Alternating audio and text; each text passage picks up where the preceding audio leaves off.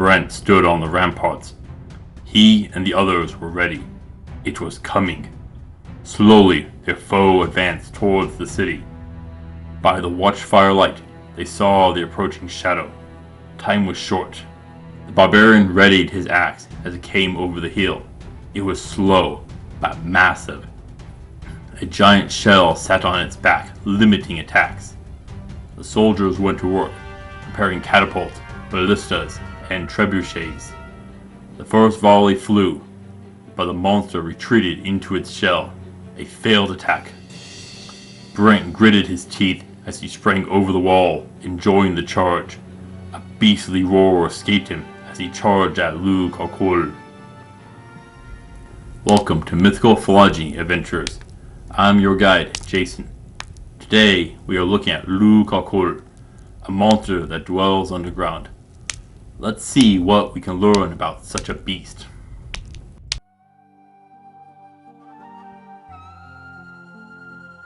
Lou Carcolh comes from Hastin-Wee in southern France. It lives underground in a network of interconnecting tunnels. Lou Carcolh is described as a cross between a serpent and a snail. The body is long and slender. This snail is larger than a man, often said to be giant, but never an actual height given. It has a large spiral shell that it can hide in. The head has a group of extendable tentacles around the mouth, which it uses to grab things before throwing them in its massive mouth. It is covered in coarse hair and slime. This slime leaves a trail, which has warned many people to Lou Carcolh's approach. Now, I'm pretty sure that you have heard the French word for snail is escargot, but this one is named from Spanish, which is carcolh. Part of the legend comes from Spanish invasions, where the French would hide their precious belongings in the caves. But the monster wasn't created to protect the people, but was found within the caverns. Due to its large shell, it is limited in its mobility within the cavern. So, it uses its long tentacles to grab prey. The tentacles can pick up heat, and once it finds something, it binds the prey with slime. It prefers the dark, and when it can slip through the cavern and outside, it will return to its tunnels at daybreak. Does this sound like an interesting monster? Could it even exist? Well, not if we just make a snail giant. Not a chance. This is the same problem that I've had with all giant insects. Mind you, snails are mollusks, not insects. Yes, this thing is closer related to the kraken than an ant. And that is a good thing. In the case of a snail, it does have a heart, but no blood vessels to carry oxygen. This is called an open circulatory system. Snails have hemocyanin, which is a copper-based substance that carries oxygen. While the heart pushes the hemocyanin around, it moves freely through the body and organs. But this system won't work at a larger size. Currently, the largest snail is the giant African land snail, and is up to 15 inches or 38.1 centimeters in length. Now, Lou Carcolh's size isn't listed, only that it is big enough to eat a person. In order to get to that size, we'll need to rework the respiratory and cardiac system. Snails breathe through an opening called the pneumostome, which is near the opening to the shell. This will lead to the lungs. Now, the heart pumps the hemocyanin blood through the cavities and around the organs, but at a larger size, the open respiratory system doesn't work. But thankfully, snails are mollusks, and other mollusks have overcome this. We have squids and octopuses, which have a closed circulatory system with blood vessels. This lets them grow to giant sizes. Lou Carcolh will need this as well. Now, most snails can retract themselves into their shell, but Lou Carcolh will struggle with doing so. It is said to have a longer body than a normal snail, one that looks more serpentine. With the larger body, it will become less flexible, which does partially reinforce the idea that it struggles to escape its caverns. The longer body will require more muscles to help push it forward, despite the increased mass. And more muscles means more mass to work with. Normal snails don't have tentacles at their mouth, but this one does. But again, this is a mollusk, like an octopus, which does have tentacles. Honestly, this creature seems more like a modified terrestrial nautilus in many ways. Now, adding tentacles to the mouth is easy here, but they are temperature sensitive. To improve their thermal sensitivity, we'll need to increase the number of thermal receptors. But we should talk about the mouth. Snails don't have teeth to chew up their food. In this case, human-sized food. But in place of teeth, they have a radula. It is sort of like a tongue, but with teeth on it. These are made of a chitinous material used to scrape food. Due to its size, it may be able to stick out the radula quite far. It is also possible that the tentacles are a modified radula. Personally, I would find that even scarier than just regular tentacles. Seriously, we'd get serrated tentacles like the colossal squid. Those tentacles use slime to bind foes. Snails do produce slime. For them, it's produced on their foot. That would be the part that they crawl on. There are a couple of options here. 1. They are licking their tentacles against the foot to collect slime. Option 2 is that the tentacles produce their own form of mucus. Lou Carcolh is said to be covered in coarse hair. This isn't found in either snails or serpents.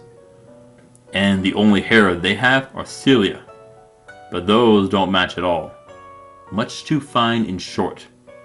This seems to be an adaptation to protect against threats, namely parasites. Snails play host to numerous parasites, which can wreak havoc on their systems, make them act irregularly.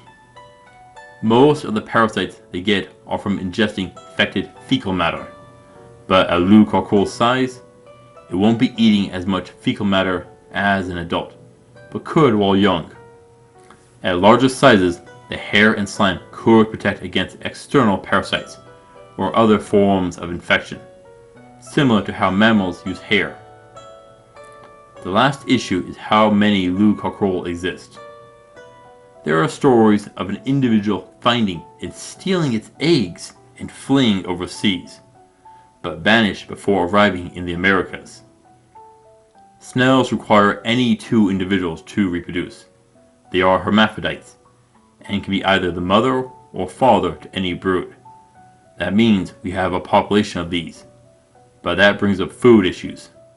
Many breeds of snails can go into hibernation though, when food is in short supply.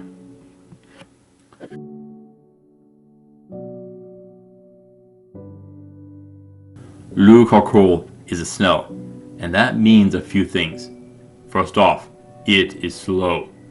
You better be able to outrun it. Now, if you do get caught in the slime, that will bog you down and limit your mobility.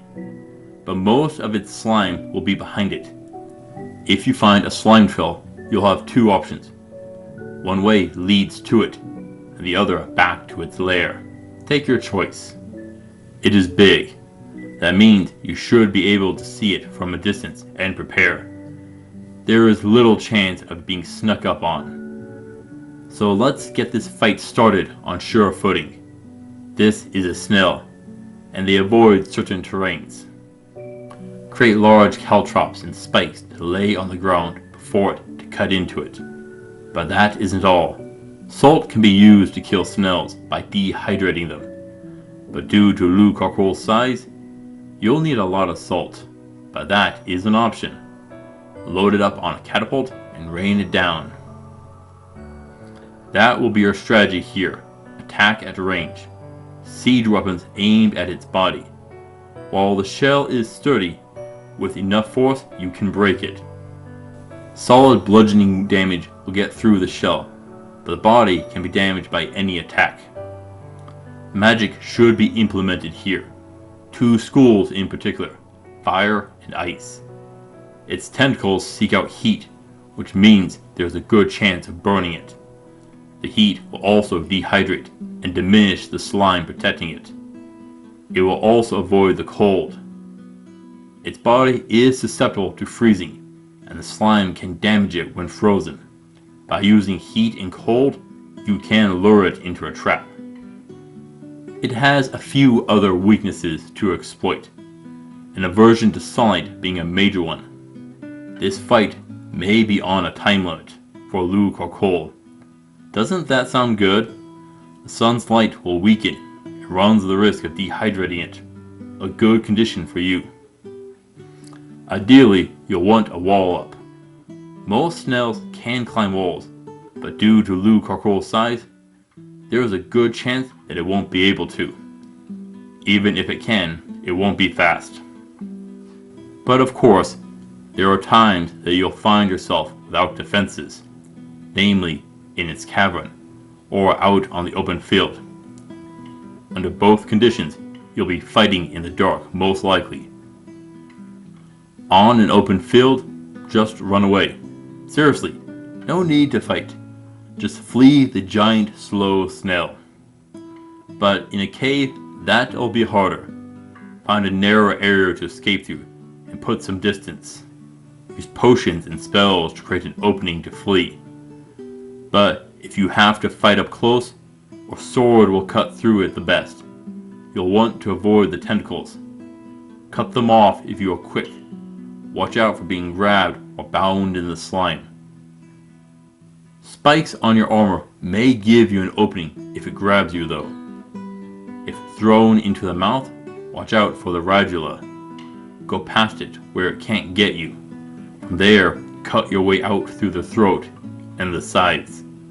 Or you can go for the heart and lungs within the shell.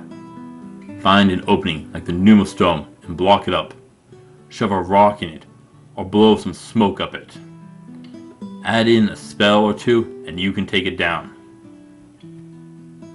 Lou Carcolh is an interesting foe. Defensively very powerful, but lacks speed, and only attacks in close range with its tentacles. It has a large variety of weaknesses, which can and should be exploited. Due to these weaknesses and Lou Carcolh's deficits, I can only give it a 2 of 10 for difficulty. So long as you don't get too close, you should be fine. It only really has its size and shell to rely on.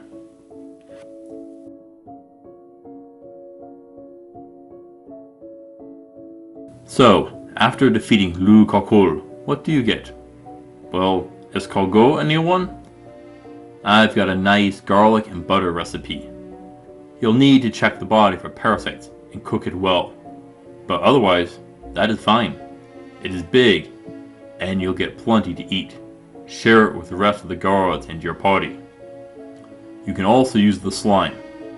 It is even used in several potions and modern beauty products. But you get its shell. Empty it out. And if it's big enough, you've got yourself a house.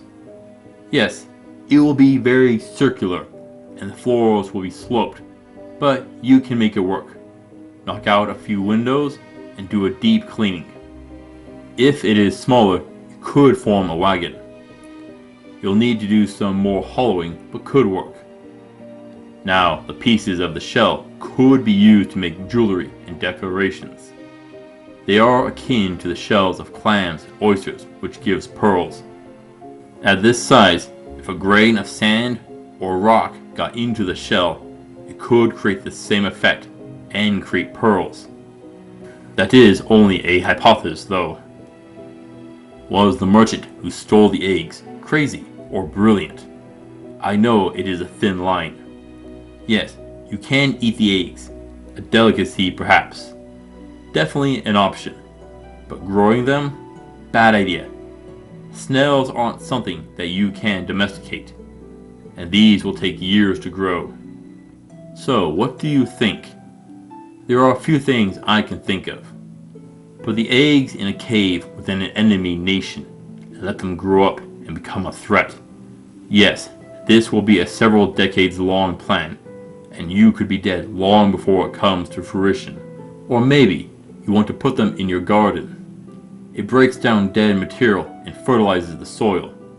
Was that what he was thinking? Or was he just mistaken and grabbed them at random, thinking that they were something else? Who knows? What do you think?